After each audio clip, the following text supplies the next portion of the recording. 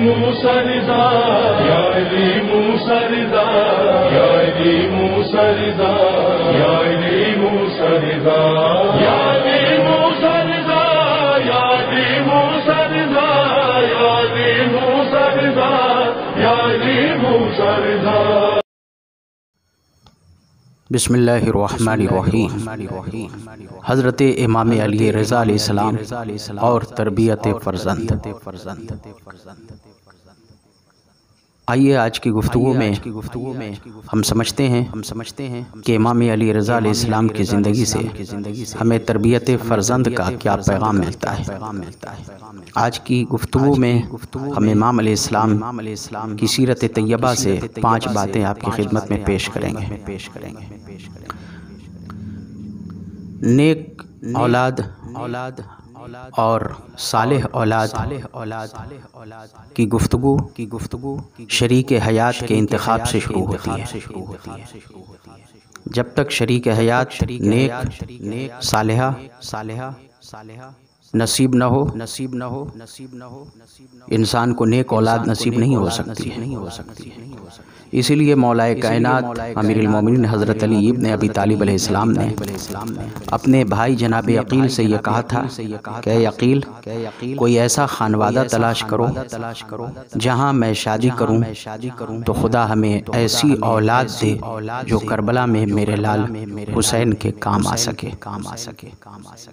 یہ گفتگو آپ نے جناب عقیل سے شہادت صدیقہ طاہرہ حضرت فاطمہ زہرا سلام اللہ علیہا کے بعد کی تھی، اور پھر جناب ام البنین سے مولا کائنات کی شادی ہوئی، جس کے بعد باب الحوائج علمدار کربلا حضرت مولا ابو الفضل عباس علیہ السلام کی ولادت ہوئی۔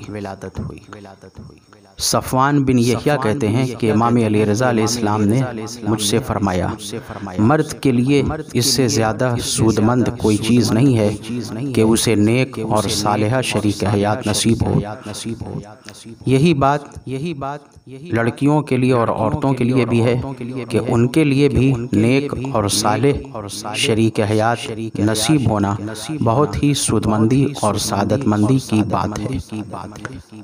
حسین بن بشار کہتے ہیں کہ میں نے امام علی رضا علیہ السلام کو خط لکھ کر سوال کیا کہ میری لڑکی کا رشتہ آیا ہے لیکن لڑکا بد اخلاق ہے۔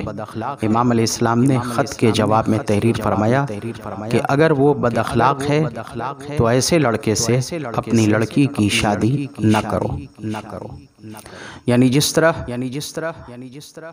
لڑکوں کے لیے یہ بات ضروری ہے کہ ان کی شریک حیات نیک صالحہ اور شائستہ ہو، اسی طرح لڑکیوں کے لیے بھی یہ بات ضروری ہے کہ ان کے لیے بھی جب آپ لڑکا ڈھونڈیں، شریک حیات ڈھونڈیں، تو لڑکے کو بھی دیکھ لیں کہ نیک صالح اور نیک اخلاق والا۔ دوسری بات شادی بیاہ اسلامی آداب کے ساتھ ہو، اور شادی بیاہ میں شرافتوں کا اور آداب و اخلاق کا خیال رکھا جائے، اور جو شادی بیاہ کے اسلامی اصول و آداب وضع کیے گئے ہیں جیسے آداب نکاح اور مہر اور آداب شادی بیاہ، اس کا بہرحال خیال رکھا جائے، اس کا بھی اثر آنے والی زندگی پر پڑتا ہے۔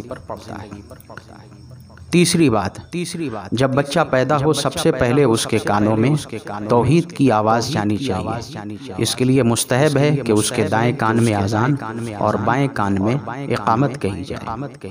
چوتھی بات اچھا نام رکھنا۔ اچھا نام مولود کے لیے عزت و افتخار اور سعادت مندی کا سبب ہوتا ہے، جبکہ برا اور رقیق نام اکثر اوقات ندامت اور شرمندگی کا باعث بن جاتا ہے۔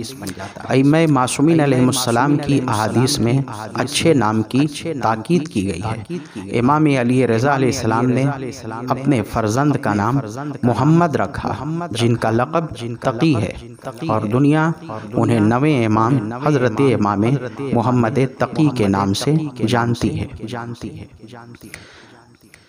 اس نام کا سبب حضرت امام علی رضا علیہ السلام نے خود بیان کیا۔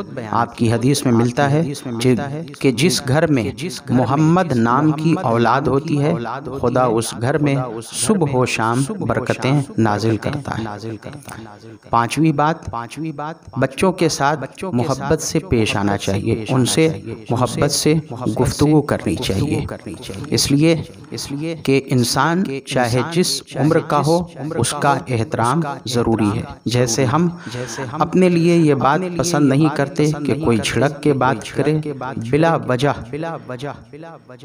ڈانٹ کر بات کرے یا ہم سے ہمیشہ سخت لہجے میں بات کرے، اسی طرح کسی کو بھی یہ بات پسند نہیں آتی ہے کہ اس سے ہمیشہ ڈانٹ ٹپٹ کر کے بات کی جائے اور جھڑک کر کے اس سے گفتگو کی جائے۔ اس لیے تربیتی منازل میں سوائے ان اوقات کے جس میں سختی سے بات کرنا ضروری ہے، جس میں ڈانٹ کر کے بات کرنا ضروری ہے، ہر وقت ہر لمحہ یا صرف ڈانٹ کر کے ہی اولاد سے گفتگو کرنا اس کو اپنا طریقہ نہیں بنانا چاہیے، بلکہ تنبیہی مواقع کے علاوہ اولاد سے محبت اور احترام بھرے لہجے میں گفتگو کرنی چاہیے۔ امام علی رضا علیہ السلام نے اپنی ساری زندگی اپنی اولاد سے انتہائی محبت اور احترام سے گفتگو کی۔ یہ رہی تربیت اولاد کے سلسلے میں حضرت امام علی رضا علیہ السلام کی سیرت طیبہ سے 5 باتیں۔ والسلام علیکم ورحمۃ اللہ وبرکاتہ۔